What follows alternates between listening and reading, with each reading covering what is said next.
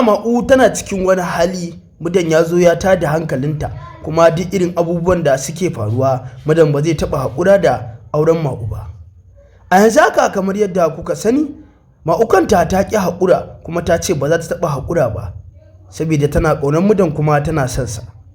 A yanzu haka kamar yadda kuka sani masu sauraro, duk irin cakwakiyar da take faruwa a cikin ƙayataccen fim ɗin nan wato Garwashi, da kuma irin abubuwan da ake aikata wa Ma'u, tabbas Ma'u ba ta son irin abubuwan da ake mata. Kuma sannan mutane da yawa suna mamakin yadda Ma'u take kuka sosai akan auren da ba ta so.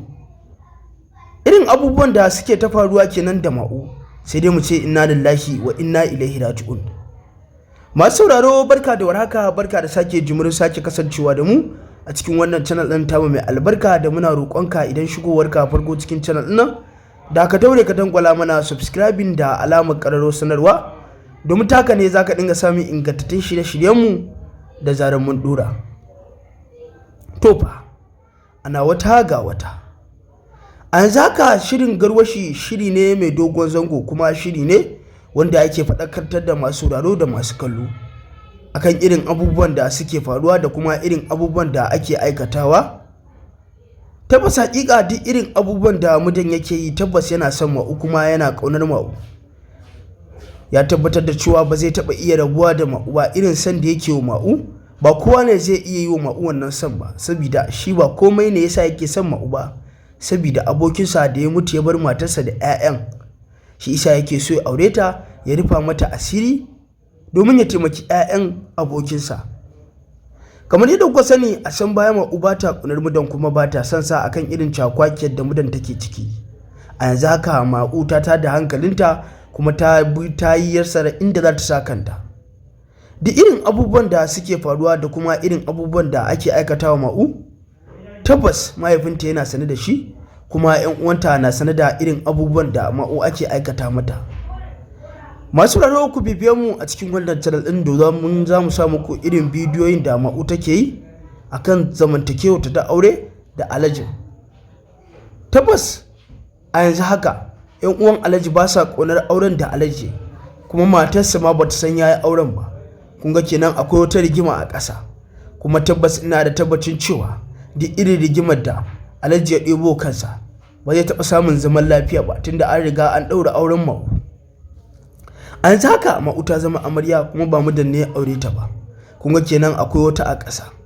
Muna da sanin cewa mai gidan Ma'u na wajen aiki shi ma yana da aniyar ya ga ya auri Ma'u, kuma ya ga ya faranta wa Ma'u saboda irin wulakancin da ya mata akan kuɗi. Kamar yadda ku sani masu sauraro, Mudan ta sha wahala akan Mudan, kuma yanzu haka tana kan ƙara shan wahala akan Alhaji, saboda mahaifinta ya mata auren dole.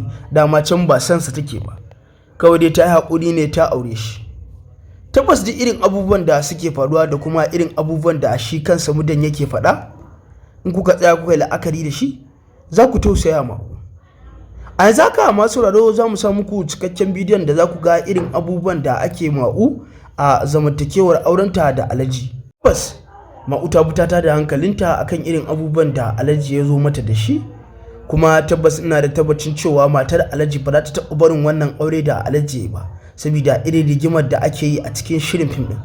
Kuma ina da tabbacin cewa Mudan yana son Ma'u kuma yana ƙaunarta, amma duk irin abubuwan da aka zo masa da shi shine kawai ba zai iya ɗauka ba. Sai dai mu ce inna lillahi wa inna ilaihi raji'un, inna lillahi wa inna ilaihi raji'un. Hakika Ma'u tana cikin wani hali, kuma halin da mahaifinta ya wada da ita a ciki. Babban burin mahaifinta ya samu kuɗi ya aure shi ma, kuma sannan duk abin da yake so a yi masa. Alhaji kenan ya lalata wa Ma'u rayuwa, burinsa ya cika, kuma matarsa ta gida ta tada hankalinta, ta ce ba za ta taɓa yadda ba. Wata sabuwar rigima ce take shirin afkuwa a cikin ƙayataccen fim ɗin nan wato Garwashi, da kuma irin abubuwan da za a aikata. Sai dai mu ce inna lillahi wa inna ilaihi raji'un.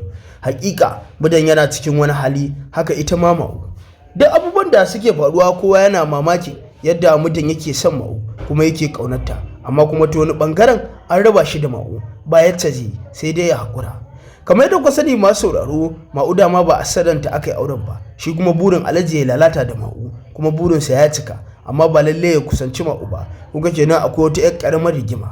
Masu sauraro ana za mu dakata da muna roƙonka idan shigowar ka farko cikin channel ɗin da ka daure ka dangwala mana subscribing da alamar ƙararrawar sanarwa domin ta haka ne za ka dinga samun ingantattun shirye-shiryenmu da zarar mun ɗora, kuma muna godiya da sake kasancewa.